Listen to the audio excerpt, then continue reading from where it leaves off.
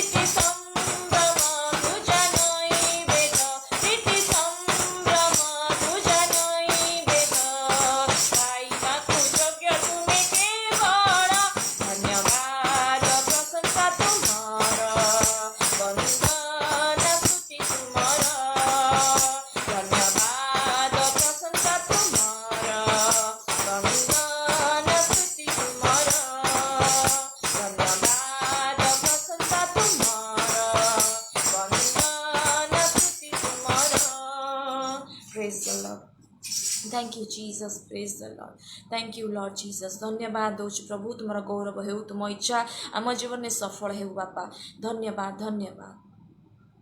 तेरे आगे है ये मेरी दुआ, तेरे आगे है ये मेरी दुआ, मंजूर कर मेरी इल्तिजा, मंजूर कर मेरी इल्तिजा। धन्यवाद प्रभु, तुम इच्छा सफल हो आम जीवन में, तुमर गौरव आम जीवन में हो बापा। धन्यवाद दो। तेरे आगे है ये मेरी दुआ, मंजूर कर मेरी इल्तिजा, मंजूर कर मेरी इल्तिजा। मेरी मैं को मुझ में मार दे, मेरी आदतों को सवार दे, मेरी आदतों को सवार दे। तेरे आगे है ये मेरी दुआ, तेरे आगे है ये मेरी दुआ। हालेलुया। मैं अपनी सूली उठा सकूं, तेरे पीछे पीछे मैं आ सकूं, मैं अपनी सूली उठा सकूं, तेरे पीछे पीछे मैं आ सकूं। मेरे दिल पे तेरा ही राज हो, मेरे तेरे जैसा मिजाज हो, हाँ मिजाज हो। तेरे आगे है ये मेरी दुआ, तेरे आगे है ये मेरी दुआ। मेरी जिंदगी में तू काम कर, मेरे यीशु में जाऊं जिधर जिधर, मेरी जिंदगी में तू काम कर, मेरे यीशु में जाऊं जिधर जिधर। तेरे रंग औरों में भर सकूं, तेरी मर्जी पूरी मैं कर सकूं, हाँ मैं कर सकूं। तेरे आगे है ये मेरी दुआ, मंजूर कर मेरी इल्तिजा, मंजूर कर मेरी इल्तिजा। मेरी मैं को मुझ में मार दे, मेरी आदतों को सवार दे, मेरी आदतों को सवार दे। तेरे आगे है ये मेरी दुआ, तेरे आगे है ये मेरी दुआ। Thank you Jesus, praise the Lord.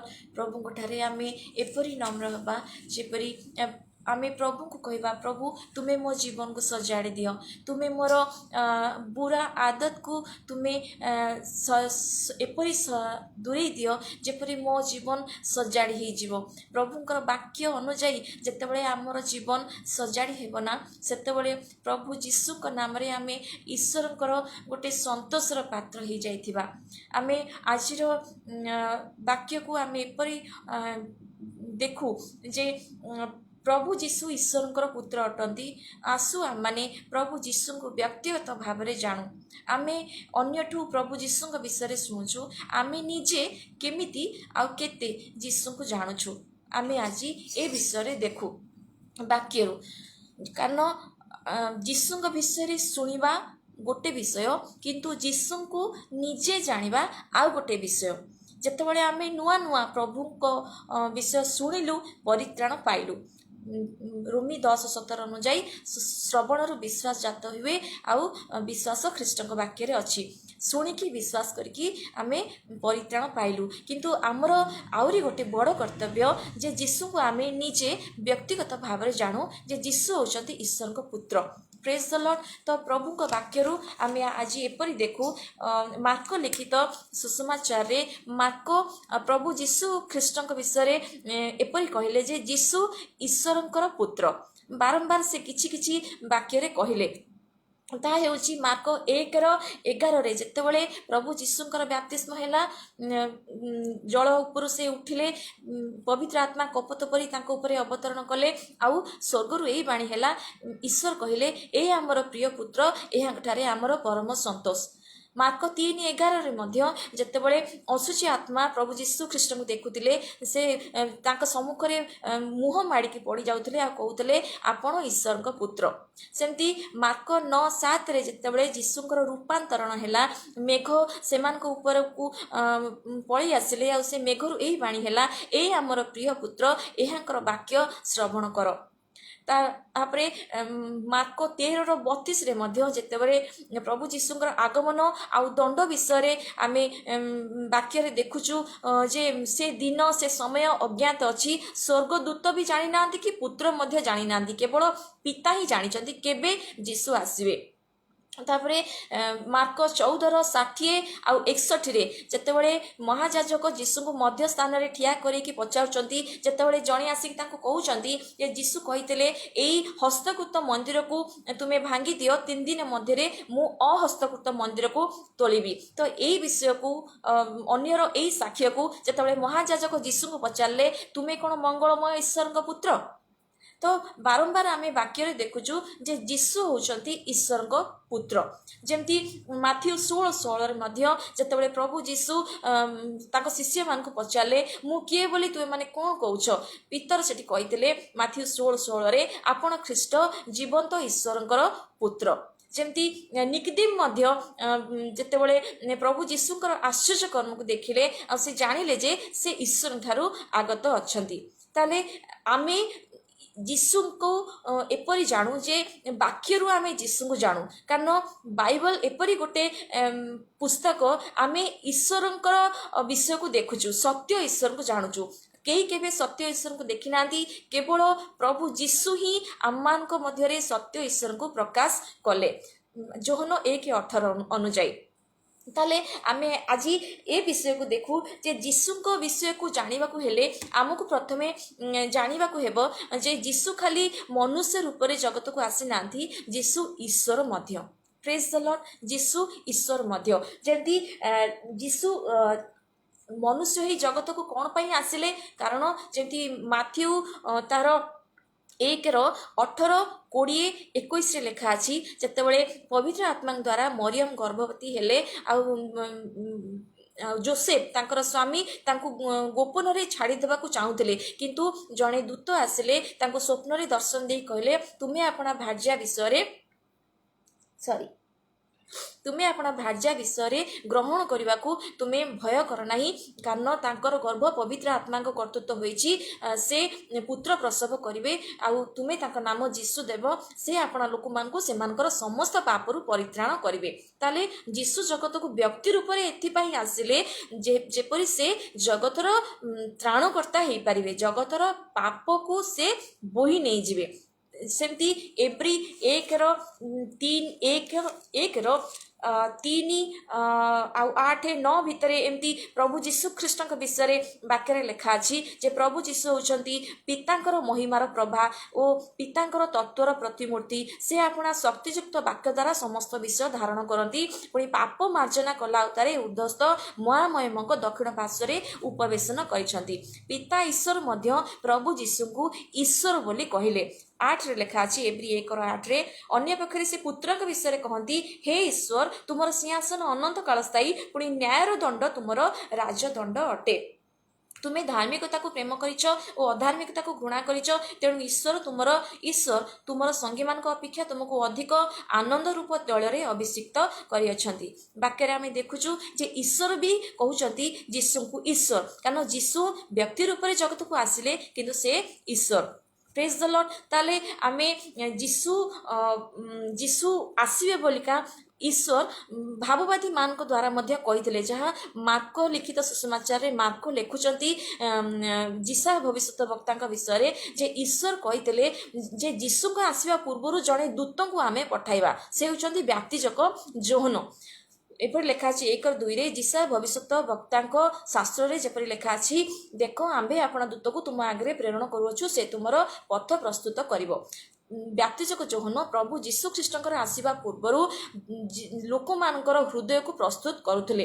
ଏହା ଈଶ୍ୱରଙ୍କ ତରଫରୁ ହେଇଥିଲା ଯେ ଯୀଶୁ ଜଗତକୁ ଆସିବେ। ସେଥିପାଇଁକା 1:4ରେ ଲେଖା ଅଛି, ବ୍ୟାପ୍ତିଜକ ଯୋହନ ପ୍ରାନ୍ତରରେ ଉପସ୍ଥିତ ହୋଇ ପାପ କ୍ଷମା ନିମନ୍ତେ ମନ ପରିବର୍ତ୍ତନର ବ୍ୟାପ୍ତିସ୍ମ ଘୋଷଣା କରିବାକୁ ଲାଗିଲେ। ବ୍ୟାପ୍ତିଜକ ଯୋହନ ଜଳରେ ବ୍ୟାପ୍ତିସ୍ମ ଦେଉଥିଲେ ଆଉ ଅନେକ ଅଞ୍ଚଳକୁ ଯାଇ ଲୋକମାନଙ୍କୁ ଈଶ୍ୱରଙ୍କ ପ୍ରତି ମନ ପରିବର୍ତ୍ତନ କରିବା ପାଇଁ ଆଉ ପାପ କ୍ଷମା ପାଇବା ପାଇଁକା ଲୋକମାନଙ୍କୁ ଉତ୍ସାହିତ କରୁଥିଲେ।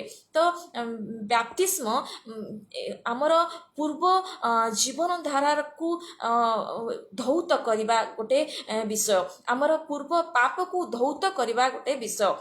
ତ ପାପ କ୍ଷମା ନିମନ୍ତେ ମନ ପରିବର୍ତ୍ତନର ବ୍ୟାପ୍ତିସ୍ମ ପ୍ରାନ୍ତରରେ ବ୍ୟାପ୍ତିଜକ ଯୋହନ ଘୋଷଣା କଲେ। ପ୍ରଭୁ ଯୀଶୁଙ୍କର ପାଇଁକା ଲୋକମାନଙ୍କୁ ପ୍ରସ୍ତୁତ କଲେ। ସେ କହିଲେ ମାର୍କ 1:8ରେ, ମୁଁ ସିନା ତୁମମାନଙ୍କୁ ଜଳରେ ବ୍ୟାପ୍ତିସ୍ମ ଦେଉଛି, ମାତ୍ର ସେ ତୁମମାନଙ୍କୁ ପବିତ୍ର ଆତ୍ମାରେ ବ୍ୟାପ୍ତିସ୍ମ ଦେବେ।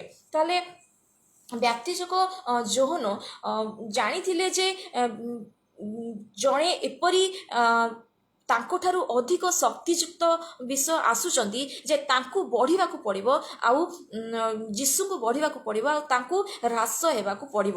ତ ଯୀଶୁଙ୍କ ବିଷୟରେ ସାକ୍ଷ୍ୟ ଦେଇ ଦେଇ ସେ ଗୋଟେ ସାଧାରଣ ଜୀବନ ବିତେଇ ପ୍ରାନ୍ତରରେ ବସବାସ କଲେ। ତ ଆମର ଜୀବନ ପ୍ରଭୁ ଯୀଶୁଙ୍କ ପାଇଁକା କ'ଣ ଅପେକ୍ଷା କରିଛି? କ'ଣ ଆମ ଜୀବନ ପ୍ରଭୁଙ୍କର ଗୌରବ ପାଇଁକା ସାକ୍ଷୀ ହେବା ପାଇଁକା ଚେଷ୍ଟା କରିଛି? କ'ଣ ଆମେ ନିଜେ ବ୍ୟକ୍ତିଗତ ଭାବରେ ପ୍ରଭୁ ଯୀଶୁଙ୍କୁ ଜାଣିବା ପାଇଁକା ବାଇବଲରୁ ଚେଷ୍ଟା କରିଛୁ? ଯେତେବେଳେ ଆମକୁ ପ୍ରଶ୍ନ କରାଯାଏ ଯୀଶୁ କିଏ ବୋଲି, ତାହେଲେ ଆମେ କ'ଣ ଉତ୍ତର ଦେଇପାରୁଛୁ? କ'ଣ ଆମେ ଅନ୍ୟଠୁ ଶୁଣିକି ଉତ୍ତର ଦେଉଛୁ ନା ବାଇବଲକୁ ପଢ଼ିକି ଉତ୍ତର ଦେଉଛୁ? ତ ମୁଁ ଆପଣମାନଙ୍କୁ ଉତ୍ସାହିତ କରିବାକୁ ଚାହୁଁଛି, ଯେମିତି ଆମେ ପ୍ରଭୁ ଯୀଶୁ ଯେ ଈଶ୍ୱରଙ୍କ ପୁତ୍ର ଏହା ଜାଣୁ, ସେଥିପାଇଁକା ନିଜେ ବାଇବଲ ପଢ଼ୁ କଣ୍ଟେକ୍ସ ସହିତ, ଯେପରି ପ୍ରଭୁ ଯୀଶୁ ତାଙ୍କର ପ୍ରକାଶନ ଦ୍ୱାରା ଆମମାନଙ୍କୁ କଥା କହିବେ। ପ୍ରେଜ୍ ଦ ଲର୍ଡ। ଯେତେବେଳେ ପ୍ରଭୁ ଯୀଶୁ ପବିତ୍ର ଆତ୍ମାରେ ବ୍ୟାପ୍ତିସ୍ମ ଦେବେ, ତାର ଅର୍ଥ ଯେଉଁମାନେ ପ୍ରଭୁ ଯୀଶୁଙ୍କୁ ବିଶ୍ୱାସ କରିବେ ପବିତ୍ର ଆତ୍ମା ସେମାନଙ୍କ ମଧ୍ୟରେ ପ୍ରବେଶ କରିବେ ଆଉ ସେମାନଙ୍କ ସହିତ ବାସ କରିବେ। ତ ସେଇଟା ହେଉଛି ଗୋଟେ ନୂତନ ଆତ୍ମିକ ଜୀବନ। ପବିତ୍ର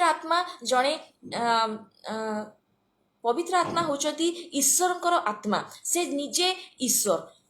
ଏଠି ପ୍ରଭୁ ଯୀଶୁ ମଧ୍ୟ ନିକୋଦେମକୁ ପବିତ୍ର ଆତ୍ମାଙ୍କ ବିଷୟରେ କହିଥିଲେ ଯେ ନିକୋଦେମ ଯେତେବେଳେ ପ୍ରଭୁ ଯୀଶୁଙ୍କୁ କହିଲେ ଯେ ଆପଣ ଈଶ୍ୱରଙ୍କ ଠାରୁ ଆଗତ ଗୁରୁ, ସେ ରାତିରେ ଯୀଶୁଙ୍କୁ ଦେଖା କରିବାକୁ ଆସିଥିଲେ, କାରଣ ସେ ଚାହୁଁନଥିଲେ ଯେ ଯିହୁଦୀମାନେ ଜାଣନ୍ତୁ, କାରଣ ଯୀଶୁ ସର୍ବ ସାକ୍ଷାତରେ ଜଣେ ଆଇନ ସମ୍ମତ ଶିକ୍ଷକ ନଥିଲେ, କିନ୍ତୁ ନିକୋଦେମ ଜଣେ ଶିକ୍ଷକ ଥିଲେ, ଫାରୁସୀ ଥିଲେ।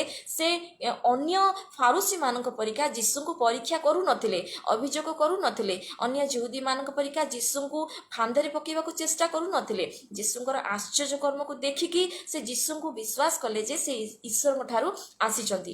ତ ନିକୋଦେମ ଜଣେ ସୁଶିକ୍ଷିତ ବ୍ୟକ୍ତି ଥିଲେ ଆଉ ଶିକ୍ଷକ ଥିଲେ, ସେଥିପାଇଁକା ତାଙ୍କର ଫାରୁସୀ ଭାବରେ ବିଶ୍ୱାସ ଥିଲା ଯେ ବ୍ୟବସ୍ଥାକୁ ଯଦି ସେ ମାନିବେ ଆଉ ପୂର୍ବପୁରୁଷମାନଙ୍କର ପରମ୍ପରା ନୀତିକୁ ଯଦି ଅନୁସରଣ କରିବେ ତାହେଲେ ପରିତ୍ରାଣ ପାଇବେ, ଅର୍ଥାତ୍ ବ୍ୟବସ୍ଥାର କ୍ରିୟାକର୍ମ ଦ୍ୱାରା ପରିତ୍ରାଣ ପାଇବେ ବୋଲି ସେ ମାନୁଥିଲେ। କିନ୍ତୁ ଯେତେବେଳେ ଯୀଶୁ ଦେଖିଲେ ଯେ ସେ ଈଶ୍ୱରଙ୍କର ଆଜ୍ଞାକୁ ବିଶ୍ୱସ୍ତ ଭାବରେ ମାନୁଛନ୍ତି ଆଉ ସ୍ୱର୍ଗ ରାଜ୍ୟରେ ପ୍ରବେଶ କରିବା ପାଇଁ ଚେଷ୍ଟା କରୁଛନ୍ତି, ସେଥିପାଇଁ ପ୍ରଭୁ ଯୀଶୁ କହିଲେ ଏଇ ଦେଖ ଜଣେ ଇସ୍ରାଏଲୀୟ ଲୋକ, ପ୍ରକୃତ ଇସ୍ରାଏଲୀୟ ଲୋକ, ତାଙ୍କଠାରେ ଛଳନା ନାହିଁ। ଯୀଶୁ ତାଙ୍କ ବିଷୟରେ କହିଥିଲେ। ତ ଯୀଶୁ ହୃଦୟ ଯେହେତୁ ଜାଣିପାରୁଥିଲେ, ସେ ନିକଦେମକୁ କହିଲେ ଯେ ପବିତ୍ର ଆତ୍ମାଙ୍କ ବିଷୟରେ, ପୁନର୍ବାର ଜନ୍ମ ନ ହେଲେ କେହି ଈଶ୍ୱରଙ୍କ ରାଜ୍ୟ ଦେଖିପାରିବ ନାହିଁ। ତାହେଲେ ପୁନର୍ବାର ଜନ୍ମ ନହେଲେ ଈଶ୍ୱରଙ୍କ ରାଜ୍ୟ ଦେଖିପାରିବ ନାହିଁ, ୟାର ମାନେ କ'ଣ? ପ୍ରଭୁ ଯୀଶୁଙ୍କର କହିବାର ଅର୍ଥ ଯେ ଜଣେ ବ୍ୟକ୍ତି ଯେତେବେଳେ ଯୀଶୁଙ୍କୁ ବିଶ୍ୱାସ କରିବ, ସେତେବେଳେ ସେ ବିଶ୍ୱାସ ଅନୁଯାୟୀ ତା ଜୀବନରେ ବଢ଼ିବ। ଅର୍ଥାତ୍ ଯେତେବେଳେ ଜଣେ ବ୍ୟବସ୍ଥାର କ୍ରିୟାକର୍ମ ଦ୍ୱାରା ଈଶ୍ୱରଙ୍କର ଅଧୀନ ହେଇପାରିବ ନାହିଁ, ଈଶ୍ୱରଙ୍କ ରାଜ୍ୟରେ ପ୍ରବେଶ କରିପାରିବ ନାହିଁ। କାରଣ ମନୁଷ୍ୟର ସ୍ୱଭାବ ଏପରି ଯେ ଈଶ୍ୱର ତାକୁ ସ୍ୱର୍ଗ ରାଜ୍ୟରେ ଗ୍ରହଣ କରିବେ ନାହିଁ। ତ ନିକଦେମକୁ ଗୋଟେ ନୂତନ ଆତ୍ମିକ ଶକ୍ତି ଆବଶ୍ୟକ ଥିଲା। ତ ଯୀଶୁ ତାଙ୍କୁ କହିଲେ ଯେ ନୂଆ ବ୍ୟବସ୍ଥା ନାହିଁ, ଗୋଟେ ନୂଆ ହୃଦୟ ତୁମର ଆବଶ୍ୟକ ଅଛି। ତ ସେଥିପାଇଁ ସେ କହିଲେ ଯେ ପୁନର୍ବାର ଜନ୍ମ ନ ହେଲେ କେହି ଈଶ୍ୱରଙ୍କ ରାଜ୍ୟ ଦେଖିପାରିବ ନାହିଁ। ସେଠି ନିକଦେମ କହୁଛନ୍ତି ମନୁଷ୍ୟ କି ପ୍ରକାର ପୁନର୍ବାର ଜନ୍ମ ହେଇପାରେ। ଯୋହନ 3:4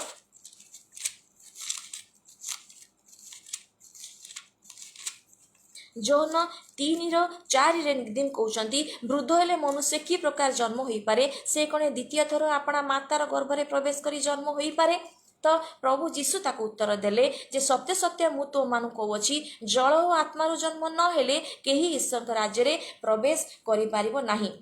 ଜଳ ଗୋଟେ ସୂଚି ଆଉ ବ୍ୟାପ୍ତିସ୍ମ ବିଷୟକୁ ଆମେ ଦେଖୁଛୁ। ଆମେ ଦେଖୁଛୁ ଯେ ଜଳ ବ୍ୟାପ୍ତିସ୍ମର ଅର୍ଥ ହେଉଛି ପୁରାତନ ପାପ ସ୍ୱଭାବ ପ୍ରତି ମୃତ୍ୟୁବରଣ କରିବାର ବିଷୟ। ଆମର ପୁରାତନ ସ୍ୱଭାବ ମୃତ ନ ହେଲେ ଜଣେ ନୂତନ ସ୍ୱଭାବ ପାଇପାରିବ ନାହିଁ। ତାହେଲେ ପୁନର୍ବାର ଜନ୍ମ ପ୍ରାପ୍ତି ନିମନ୍ତେ ଜଣଙ୍କୁ ଅନୁତାପ କରିବାକୁ ପଡ଼ିବ, କ୍ଷମା ପାଇବ, ତାପରେ ପାପରୁ ଧୌତ ହେବ। ସେଇଟା ହେଉଛି ଜଳରେ ବ୍ୟାପ୍ତିସ୍ମ। ଆତ୍ମାରେ ବ୍ୟାପ୍ତିସ୍ମ କ'ଣ? ଯେତେବେଳେ ଜଣେ ଯୀଶୁଙ୍କୁ ବିଶ୍ୱାସ କରିବେ, ପବିତ୍ର ଆତ୍ମା ତାଙ୍କ ମଧ୍ୟରେ ପ୍ରବେଶ କରିବେ, ଆଉ ସେଠି ଜଣେ ଶାରୀରିକ ଭାବରୁ ଆତ୍ମିକ ଭାବରେ ଜୀବନଯାପନ କରିବେ। ସେଇଟା ହେଉଛି ପ୍ରକୃତ ଆତ୍ମିକ ଜୀବନ, ଈଶ୍ୱରଙ୍କ ରାଜ୍ୟର ଜୀବନ। ଯେମିତି ଜଣେ ସ୍ତ୍ରୀ ଠାରୁ ଜନ୍ମ ନ ହେଲେ ଶାରୀରିକ ଭାବରେ ଜନ୍ମ ହେଇପାରେ ନାହିଁ, ଠିକ୍ ସେମିତି ଆତ୍ମାରୁ ଜନ୍ମ ନ ହେଲେ କେହି ଆତ୍ମିକ ହେଇପାରିବ ନାହିଁ। ପ୍ରଭୁ ଯୀଶୁଙ୍କର ଏଇ ବିଷୟକୁ ଆମେ ଏଇଆ ବୁଝୁ ଯେ ଆମର ବ୍ୟାପ୍ତିସ୍ମ ଦ୍ୱାରା ଯେମିତି ପୁରାତନ ସ୍ୱଭାବର ଧୌତ ବିଷୟକୁ ଆମେ ଜାଣିଲୁ ଯେ ଜଳର ବ୍ୟାପ୍ତିସ୍ମ ଦ୍ୱାରା ପୁରାତନ ସ୍ୱଭାବ ଆମର ଧୋଇ ହେଇଯାଇଛି, ସେମିତି ଆତ୍ମିକରେ ବ୍ୟାପ୍ତିସ୍ମ କ'ଣ ନା ଯେତେବେଳେ ଆମେ ଯୀଶୁଙ୍କୁ ବିଶ୍ୱାସ କଲୁ, ପବିତ୍ର ଆତ୍ମାକୁ ପାଇଲୁ, ଗୋଟେ ନୂଆ ଆତ୍ମିକ ଭାବରେ ଆମେ ଜୀବନଯାପନ କରୁଛୁ। ଅର୍ଥାତ୍ ଏଇଟା ହିଁ ଜଳ ଆଉ ଆତ୍ମାରେ ଜନ୍ମ ହେବାଟା। ତ ଏଇ ଜଳ ଆଉ ଆତ୍ମାରେ ଜନ୍ମ ହେଲେ ଜଣେ ସ୍ୱର୍ଗ ରାଜ୍ୟରେ ପ୍ରବେଶ କରିପାରିବ ବୋଲି ପ୍ରଭୁ ଯୀଶୁ କହିଲେ। ତାହେଲେ ଆମେ ପ୍ରତିଦିନ ଯୀଶୁଙ୍କୁ ଜାଣୁ ଯେପରି ଯୀଶୁ ଈଶ୍ୱରଙ୍କର ପୁତ୍ର। ଯେତେବେଳେ ଆମେ ଅନ୍ୟକୁ ସାକ୍ଷ୍ୟ ଦେଉଛୁ, ସେତେବେଳେ ଆମେ ଆମର ପୂର୍ବତନ ଜୀବନକୁ ସାକ୍ଷ୍ୟ ପରିକା ଦେଉ, ଯେପରି ଆମର ବର୍ତ୍ତମାନର ଜୀବନ କେମିତି ପରିବର୍ତ୍ତିତ ହେଇଛି। କାରଣ 2 Corinthians 5:17 ଲେଖା ଅଛି, ଯେ କେହି ଖ୍ରୀଷ୍ଟଙ୍କଠାରେ ଅଛି ସେ ନୂତନ ସୃଷ୍ଟି ହେଇଛି, ପୁରାତନ ବିଷୟ ସବୁ ଲୋପ ପାଇଛି, ନୂତନ ବିଷୟ ସବୁ ହେଇଛି। ପ୍ରେଜ୍ ଦ ଲର୍ଡ। ପବିତ୍ର ଆତ୍ମାଙ୍କ ବିଷୟରେ ପରମେଶ୍ୱର ପୂର୍ବରୁ ମଧ୍ୟ କହିଥିଲେ। ସେଇଥିପାଇଁକା ମାର୍କ ଲିଖିତ ସୁସମାଚାରରେ ଆଉ ମାଥିଉ ଲିଖିତ ସୁସମାଚାରରେ ବ୍ୟାପ୍ତିଜକ ଯୋହନ କହିଲେ ଯେ ମୁଁ ତୁମମାନଙ୍କୁ ଜଳରେ ବ୍ୟାପ୍ତିସ୍ମ ଦେଉଅଛି, ଆଉ ସେ ଯୀଶୁ ଆସିଲେ ତୁମମାନଙ୍କୁ ପବିତ୍ର ଆତ୍ମା ଓ ଅଗ୍ନିରେ ବ୍ୟାପ୍ତିସ୍ମ ଦେବେ।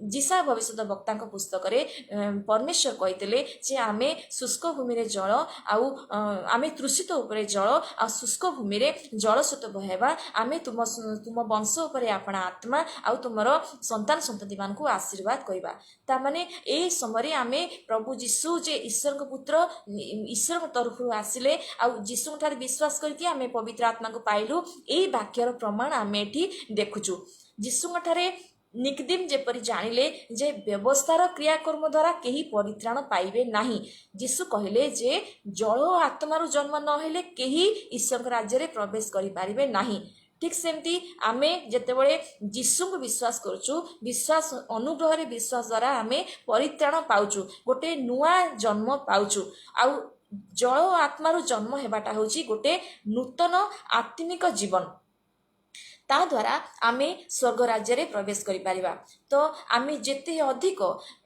जीशु को विश्वास करू आउ जेते अधिक बाइबल पढ़ू सेते अधिक जीशु को विश्वास करू विश्वास करके जेते बेले आमे सुसमाचार को कहू आम जीवन ठारू अन्य माने जे परित्राण पाइबे एहा ही प्रभु जीशुଙ୍କର इच्छा थिला सेति पई से कहले माथ्यू 28 रे जे तुमे सर्व जगतर लोक मान को निकट को जाई सुसमाचार प्रचार करो पिता पुत्र पवित्र आत्मा का नाम रे बपतिस्म देई से मान को शिष्य करो प्रेज द लॉर्ड आ जुगांत पर्यंत मु तुम सहित अछि प्रभु जीशुଙ୍କର इच्छा आमे सामना को आसु आ जीशु जे ईश्वर को पुत्र आमे कहू जेमती साधु पाउलो गालाती पुस्तक रे कहले जेतेबेले साधु पाउलो गालाती 1 तार 15-16 रे कहले जे मोहर माता का उदर मते पृथक करथिले ओ आपणा अनुग्रह रे मते आह्वान कले से जेतेबेले आपणा पुत्र को मोठारे प्रकाश करबा निमंते संतुष्ट हेले सेही परि मु विजाति मान का मध्यरे तांको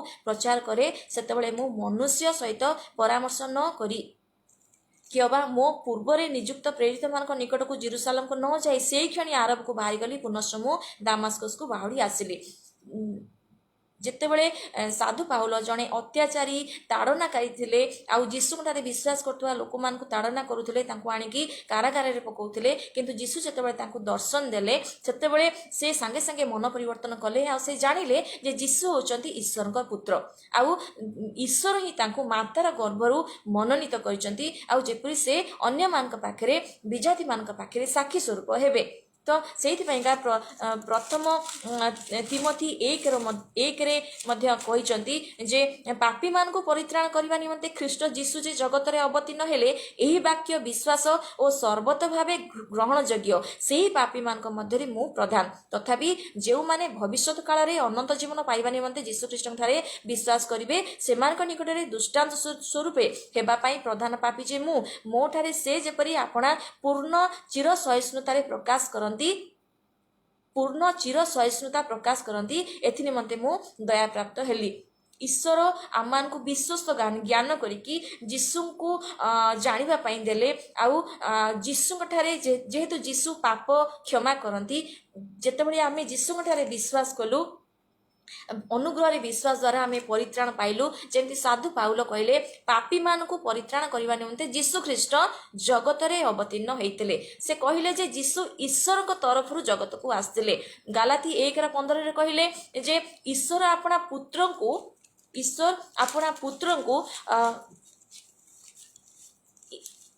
1:15-16 रे कहले जे ईश्वर आपना पुत्र को मो ठारे प्रकाश करबा निमंते संतुष्ट हेले अर्थात जेतेबेले आमे जीशु को जानिनु ईश्वर आमको जानिले आमान को जीशुंकर परिचय देले आउ आमको विश्वस्त ज्ञान कले जेपरि आमे जीशुंक पाइका सुसमाचार प्रचार करू आ अन्य जने परित्राण पाऊ आ ईश्वरक राज्यर अधिकारी हेउ तो जीशु ईश्वर बोली आमे निजे जानिबा जरूरी आउ एथिपैका आमको परिश्रम करबाकू मध्य पड़िबो सेथिपैका साधु पाउल कहले मु जेपरि अन्य पाखरे दुष्टांत स्वरूप हेई परिबी सेथिपैका मु प्रधान पापी परिका अछि प्रेज द लॉर्ड तो आमे निजे को जानु जे जदि जणे मनुष्य व्यक्तिगत भाव रे जीशु को जानिबा को चाहबो से प्रथमे जानिबो जे से पापी आउ से मन परिवर्तन करिवो जदि मन परिवर्तन करूची अनुताप करूची निज पापरु फेरुची ताले से क्षमा पाइबो आ क्षमा पाइले ही से जीशु को जानिबा पाइका परिश्रम कले से प्रकाशन पाइबो प्रेज द लॉर्ड जेतेबेले आमे प्रार्थना करूछु बाइबल पढुछु आमे प्रभु जीशु को सहाय्य मागुछु तुम प्रकाशन दियो सेतेबेले पवित्र आत्मा ही आमको प्रभु जीशु को विषय शिखौचंती कारण पवित्र आत्मा जणे एपरी सहाय्यकारी जे कि सत्यमय आत्मा से आमान को जीशु को विषय शिखांती आउ जेपरी आमे जीशु को भल से जानू सेति से आमान को सहाय्य करती तो सेति का साधु पाउल मध्य कहले कलसी एक सॉरी एफिसी 4:29 रे कहले साधु पाउल तुमान मुखर कौन कु वाक्य निर्गत न हेउ बरंच आवश्यकता अनुसार निष्ठाजनक वाक्य निर्गत हेउ जेपरी ताहा श्रोता मानकर अनुग्रह पक्षरे हितजनक हुए आउ ईश्वर जो पवित्र आत्मा द्वारा तुमे माने मुक्ति दिवस निमंते मुद्रांकित होई अछ तांको दुख दियो नाही समस्त प्रकार कटु भाव राग क्रोध कलह निंदा पुणी समस्त प्रकार हिंसा तुम ठारू दूर हेउ आउ परस्पर प्रति सदय हुआ कोमल हृदय हुआ पुणी ईश्वर ख्रीष्ट ठारे तुम मान जेपरी क्षमा कले सेपरी परस्पर को क्षमा कर आम सामने जीशु को विश्वास करथिबा जगु जो जो समस्या माने थाए जो जो विरोध माने थांदी जो जो परिस्थिति आम प्रतिकूल रे थाए सेठी से हमको चैलेंज करे जे आमे जीशु ठारू दूर को पड़े जाऊ आमे निज निज इच्छा निज निज उद्देश्य रे बाहरी जाऊ किंतु सेठी प्रभु जीशु को वाक्य को आमे मने पकाऊ प्रभु जीशु कहले सर्प परि बुद्धिमान हुओ कपट परि अहिंसक हुओ सर्प परि बुद्धिमान काहेकि सापर चाली चलवा प्रभु देलेनी किंतु सापर बुद्धि जेहेतु तीक्ष्ण बुद्धिर सहित तीक्ष्ण दृष्टि रखिकी आमे जीशु वाक्य को शिखु से असमय प्रतिकूल परिस्थिति रे आमे जीशु वाक्य जेतेबेले शिखिताऊ आमे जानू जीशु केते अधिक गौरवयुक्त जेतेबेले आमे जीशु को विश्वास करूछु आउ जीशु को पाइका परिश्रम करूनु सेठी आम पाइका ही विपद थाए कारण सेठी आमे मिछ विश्वासी परिका हेई थाउ किंतु हमको जीशु ठारे सत्य विश्वासी परिका जगत रे रहिबार अछि परिस्थिति जहाँ थाउ ना कहीं आमको बाइबल पढ़वार अच्छी प्रार्थना करिवार अच्छी व्यक्तिगत भाव में जीशु को जानिबार अच्छी आउ जदि आम जीवन में किसी भूल होउची किसी पाप होउची जेमती एफिसी रे साधु पाउल कहले परस्पर प्रति सदय हुओ परस्पर को क्षमा दियो जेमती प्रभु आम को क्षमा देले सेपरी जदि आमे तुरंत कौनसी शत्रु को आमे क्षमा दउचु प्रतिकूल परिस्थिति को आमे छोट भाबी कि जीशु वाक्य को बड़ भाबी कि जीशु पई बढ़ुचु सेठी आमे जीशु को पई अधिक बढ़ी पारू आ सुसमाचार सत्य शिक्षा को शिखिकी प्रचार भी करि पारू प्रेज द लॉर्ड तो आम जीवन रे पवित्र आत्मा एही परि ही कार्य करती एटा को ही कहती नूतन आत्मिक जीवन प्रेज द लॉर्ड प्रभुंकर ही इच्छा आमे प्रभुंक पाइका जीवन बिताऊ आउ जीशुंक ठारे विश्वास करके आमे जेहेतु ईश्वरकर निकटवर्ती हेई जाइछु ईश्वरकर संतान संतति हेई जाइछु सेति पई आमर कर्तव्य जे आमे जीशु को विश्वास करू जीशु को जानू जे जीशु होचंती ईश्वरकर पुत्र जेतेबेले फारूसी माने जिहुदी माने जीशु को प्रश्न कले जीशु जेतेबेले कहले जोहन 8:12 रे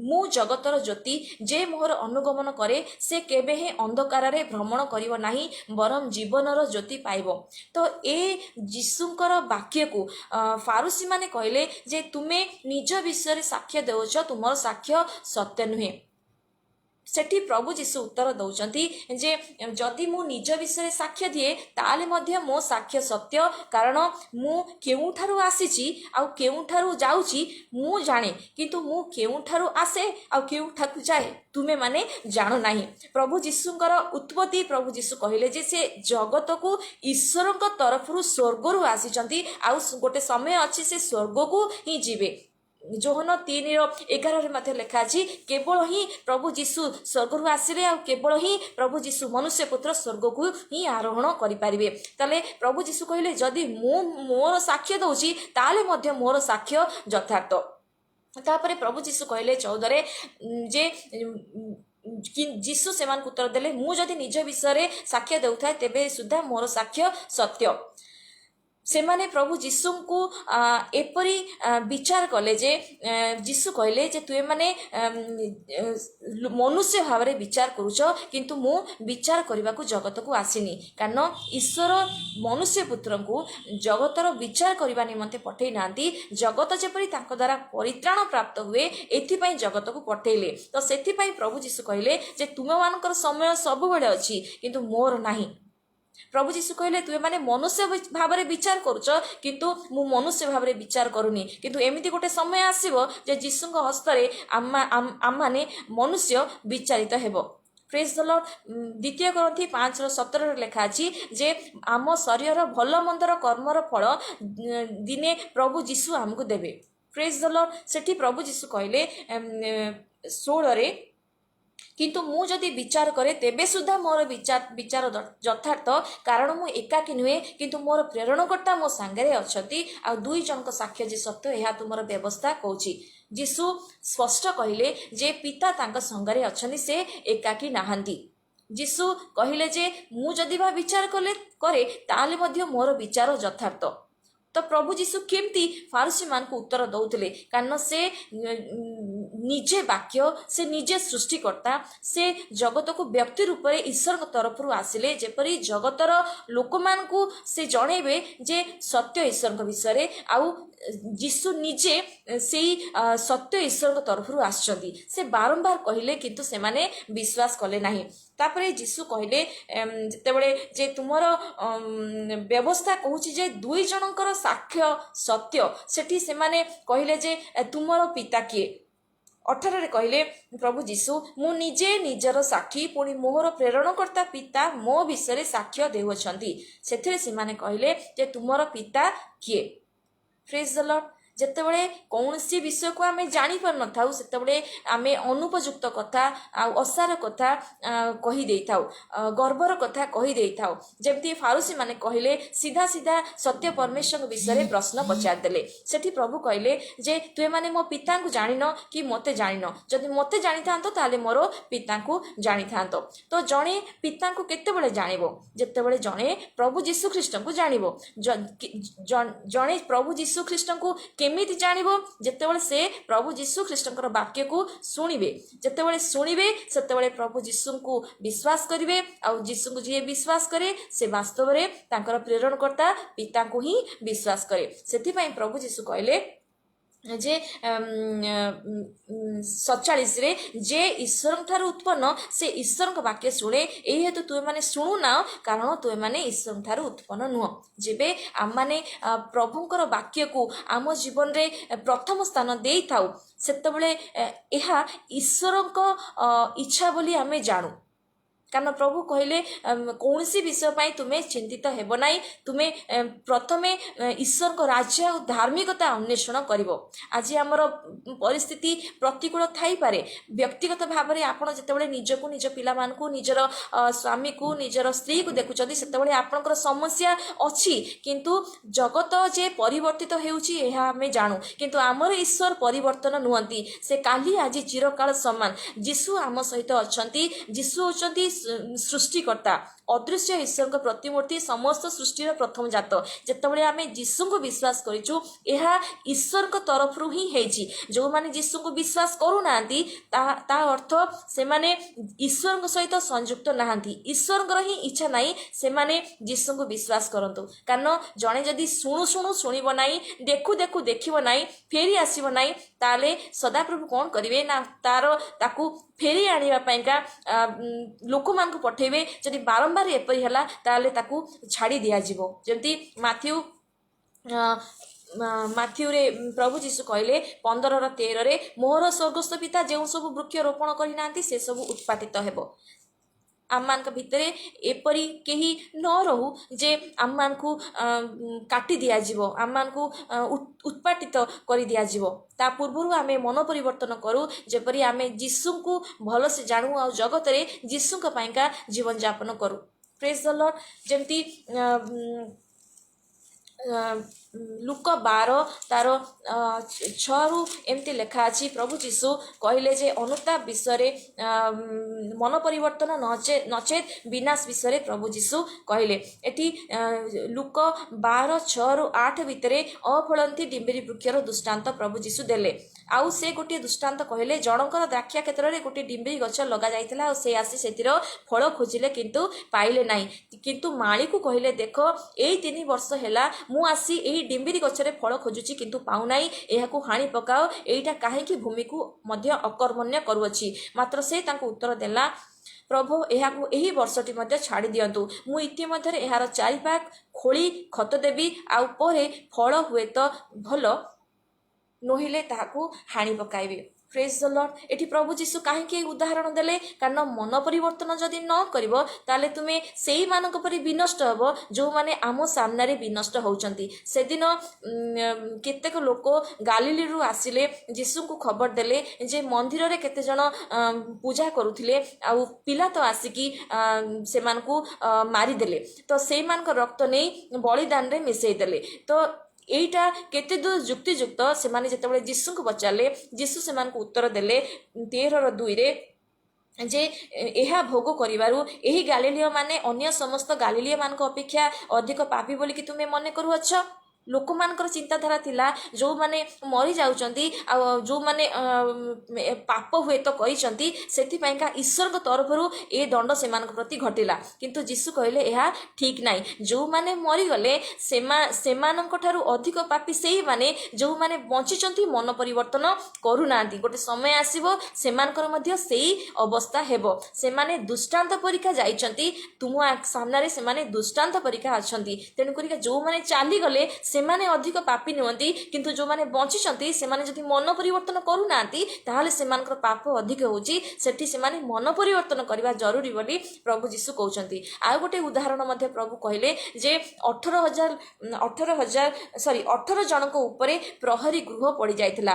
ଅକସ୍ମାତ୍ ଯେତେବେଳେ ବିପଦ ଆସିବ, ସେଦିନ ଅକସ୍ମାତ୍ ବିପଦ ଆସିଲା ଆଉ 18 ଜଣଙ୍କ ଉପରେ ପ୍ରହରୀ ଗୃହଟା ପଡ଼ିଗଲା ଆଉ ସେଠି ଲୋକମାନେ ମରିଗଲେ। ଆଉ ସେଠି ଯେଉଁମାନେ ଥିଲେ ସେମାନେ କ'ଣ ମରିଥିବା ଲୋକମାନଙ୍କ ଠାରୁ ଅଧିକ ପାପୀ? ଯୀଶୁ କହିଲେ ହଁ, ଯେଉଁମାନେ ମରିଯାଇଛନ୍ତି ସେମାନେ ଅଧିକ ପାପୀ ନୁହନ୍ତି, ଯେଉଁମାନେ ବଞ୍ଚିଛନ୍ତି ସେମାନେ ଯଦି ମନ ପରିବର୍ତ୍ତନ କରୁନାହାନ୍ତି ସେମାନେ ଅଧିକ ପାପୀ। ସେମାନେ ଦୃଷ୍ଟାନ୍ତ ପରୀକ୍ଷା ଯାଇଛନ୍ତି, ତୁମ ଆଗରେ ସେମାନେ ଦୃଷ୍ଟାନ୍ତ ପରୀକ୍ଷା ଅଛନ୍ତି। ପ୍ରଭୁ କହିଲେ ଯଦି ମନ ପରିବର୍ତ୍ତନ ନ କରୁଛ ତାହେଲେ ସେଇପରି ତୁମେମାନେ ବିନଷ୍ଟ ହେବ। ସେଇକୁ ଦୃଷ୍ଟି ରଖିକି ଏଇ ଅଫଳନ୍ତି ଗଛର ଦୃଷ୍ଟାନ୍ତ ଦେଲେ। ଯେମିତି ଗୋଟେ ମାଲିକ ତାର ଭୂମିରେ 3 ବର୍ଷ କାଳ ସେ ଗଛକୁ ଦେଖୁଛନ୍ତି କିନ୍ତୁ ଫଳ ପାଉନାହାନ୍ତି, ସେ ତାକୁ କାଟିଦେବା ପାଇଁ ଚାହୁଁଛନ୍ତି, କିନ୍ତୁ ମାଳି କହୁଛନ୍ତି ଆଉ ଟିକେ ସମୟ ଦିଅନ୍ତୁ, ମୁଁ ଖୋଳିକି ତାକୁ ଖତ ଦେବି, ଯଦି ଫଳୁଛନ୍ତି ତାହେଲେ ଠିକ୍ ଅଛି, ନହେଲେ ହାଣି ପକେଇବା। ତାହେଲେ ନ ହେଉ, ଈଶ୍ୱର ଆମମାନଙ୍କୁ ଦେଖୁଥିବେ, କାରଣ ଈଶ୍ୱରଙ୍କ ଦୃଷ୍ଟି ଅଧମ ଓ ଉତ୍ତମ ଲୋକକୁ ନିରୀକ୍ଷଣ କରୁଛି। ଆମମାନଙ୍କୁ ଯିଏ ଆଖି ଦେଇଛନ୍ତି, ଆମମାନଙ୍କୁ ଯିଏ କାନ ଦେଇଛନ୍ତି, ସିଏ ଆମକୁ ଶୁଣୁଛନ୍ତି ମଧ୍ୟ ଦେଖୁଛନ୍ତି ମଧ୍ୟ। ସେ ଆମମାନଙ୍କୁ କେତେ ଦିନ ହେଲାଣି ଯୀଶୁଙ୍କୁ ବିଶ୍ୱାସ କରିକି ଜୀବନଯାପନ କରୁଛୁ ସେ ଦେଖୁଛନ୍ତି। ଯଦି ଆମେ ଫଳ ଫଳୁନୁ, ଫଳ ଅର୍ଥାତ୍ ଯୀଶୁଙ୍କୁ ବିଶ୍ୱାସ କରିକି ଯୀଶୁଙ୍କୁ ଜାଣିବା ଆଉ ସୁସମାଚାର ପ୍ରଚାର କରିବା। ଯେତେବେଳେ ଆମେ ସୁସମାଚାର ପ୍ରଚାର କରୁ ଆଉ ଜଣେ ପରିତ୍ରାଣ ପାଇବ, ଆଉ ଜଣେ ନିଜ ନିଜ ଦୁଷ୍ଟତାରୁ ଫେରି ଆଶୀର୍ବାଦ ପାଇବ। ଯେତେବେଳେ ଆମେ ସୁସମାଚାର ପ୍ରଚାର କରୁ ସେତେବେଳେ ପାପ ମୋଚନ ପ୍ରଚାର କରୁ। ଯେତେବେଳେ ପାପ ମୋଚନ ପ୍ରଚାର କରୁ ସେଠି ଜଣେ ଶୁଣିବ ଆଉ ମନ ପରିବର୍ତ୍ତନ କରିବ ଆଉ ଯୀଶୁଙ୍କୁ ବିଶ୍ୱାସ କରିକି ପରିତ୍ରାଣ ପାଇବ ଆଉ ସେ ଈଶ୍ୱରଙ୍କ ରାଜ୍ୟର ଅଧିକାରୀ ହେବ। ପ୍ରେଜ୍ ଦ ଲର୍ଡ। ସେ ବିନଷ୍ଟ ନ ହୋଇ ଅନନ୍ତ ଜୀବନ ପାଇବ ବୋଲି ବାକ୍ୟରେ ଲେଖା ଅଛି। ଯେମିତି ଆମେ ଈଶ୍ୱରଙ୍କ ରାଜ୍ୟରେ ପ୍ରବେଶ କରିବାକୁ ଯାଉଛେ ବିଶ୍ୱାସରେ, ଯେତେବେଳେ ଯଦି ଆମେ ଯୀଶୁଙ୍କୁ ବିଶ୍ୱାସ କରିକି ଯୀଶୁଙ୍କ ବାକ୍ୟକୁ ଶିଖିକି ପରିତ୍ରାଣକୁ ଶେଷ ପର୍ଯ୍ୟନ୍ତ ଧରି ରଖିଥିବା, ଧୈର୍ଯ୍ୟ ଧରିଥିବା, ଆମେ ଶେଷରେ ଅନନ୍ତ ଜୀବନ ପାଇବା। ଠିକ୍ ସେମିତି ଆଉ ଜଣେ ମଧ୍ୟ ଅନନ୍ତ ଜୀବନ ପାଉ, ଏହା ଆମେ ଇଚ୍ଛା ରଖିବା। ସେଥିପାଇଁକା ଯୀଶୁଙ୍କୁ ଜାଣିବା ଆମର ବହୁତ ଅଧିକ ଜରୁରୀ। ତ ଏଇଟା ହିଁ ଫଳ। ଯଦି ଆମେ ଦିନକୁ ଦିନ ପ୍ରତିଦିନ ବାଇବଲ ପଢ଼ିକି ଆମେ ଯୀଶୁଙ୍କ ବିଷୟରେ ଶିଖୁଛୁ ତାହେଲେ ସେଠି ଆମେ ଆସ୍ତେ ଆସ୍ତେ ଆମ ଭିତରେ ଫଳ ସଂଗଠିତ ହେଉଛି ଆଉ जदि फल संगठित हेउनाई ताले सेठी गोटे समय आसीबो जेमती ईश्वर को चाहिए जे एमानकु हाणी पकेबाकू जेमती से लोक चाहिए ए गछटाकू हाणी पकेबाकू सेमती ईश्वर चाहिए हाणी पकेबाकू ता न हेउ बरं ता पूर्वरु मन परिवर्तन हेउ जदि प्रभु आमको जमती एई माड़ी गछर चारिपटकू खोलिले ताकू खाद देले ठीक सेमती प्रभु आम जीवन को सजाड़िया पाई जदि आमको दुख माने मंदरे तो प्रभु आमको केबे परीक्षा करंतिनी किंतु मन परिवर्तन करबा पाई प्रभु आमको किछि समय पाई आमर प्रार्थना को उत्तर दियंती नाई केतबळे आमको अपेक्षा करबा को कहंती तो जदि आमे दुख पाउछु जदि आमे कोनसी विषय समस्या रे पडिछु ताले आमको मन परिवर्तन करिवार अछि आमको प्रभु जीशुଙ୍କ पाइका प्रस्तुत हेबार अछि जे प्रभु मोठारु कोन चाहंती ताहा ही मु प्रस्तुत हेबी ताले जेतेबळे आमको कोनसी दुख घटिताए ताले सेटा खोलिला बळिका हेइताए जेतेबळे आमको कोनसी उत्तर मिली न थाए ताले आमको अपेक्षा करिया पई कुहा जाय थाए कारण जने जेतेबळे प्रभु को पाद तळे बसिबो अपेक्षा करिवो से निश्चय फल फळिवो praise the Lord praise the Lord praise the Lord प्रभु चाहती आमे फलधारी वृक्ष हेउ प्रभु कहले जोहन 15:4-5 रे जे मोठारे रुह सेतरे मु तो मनठारे रहिबी शाखा जेपरि द्राक्षालतारे न रहिले निजरु फल फळि पारे नाही सेपरि तुए माने मध्ये मोठारे न रहिले फल फळि पारो नाही मु द्राक्षालता तुए माने शाखा जे मोठारे रहे मु जहाठारे रहे से प्रचुर फल फळे कारण मो बिना तुए माने किछि करि पारिबो नाही प्रभु को इच्छा आम जीवन रे आमे जीशु सहित संयुक्त होइकी थाउ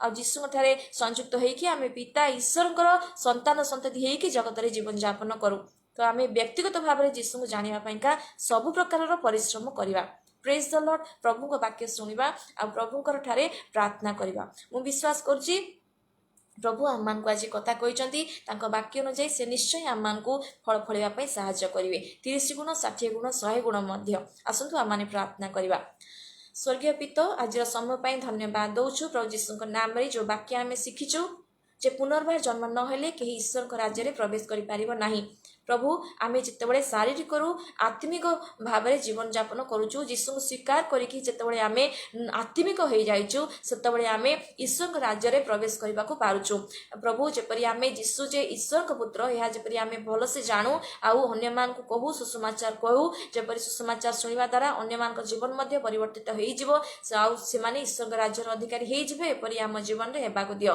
प्रभु मो भाई भौणी को जीवन में जदि किसी आवश्यकता अछि अनुग्रह करी तुम्हें दया करी जोगई दियो प्रभु सेमानकर परिवार को सेमानकर सेवा कार्य को आशीर्वाद करो सेमानकर चतुर्पार्श्वर परिस्थितिर विषय को तुम्हें देख आउ से समस्त मंद दुष्ट भंड पापी असुची अविवेकी मान ठारू सेमानक पृथक रख प्रभु तुम इच्छा तांको जीवन में सफल कर धन्यवाद दउची प्रार्थना सुनलो जा मागी नहीं जाची दियो आ जा मागली देलो बोली विश्वास करी यीशु ख्रीष्ट नाम रे मांगुची पिता दयारे ग्रहण करो आमीन मु विश्वास करुच्ची प्रभु आपण मान को कथा कहते आगामी समय जदि प्रभु को इच्छा थाए ताले आमे प्रभुंकर ए समय को प्रभु को गौरव पाई व्यवहार करबा आपण जेबे मासी मंथन बैठक ओडिया फेसबुक पेज रे सुसमाचार प्रचार करबा को चाहउचंती ताले मते व्हाट्सएप नंबर रे कांटेक्ट करि पारिबे प्रेज द लॉर्ड प्रभु आपण मान को आशीर्वाद करतु नमस्कार।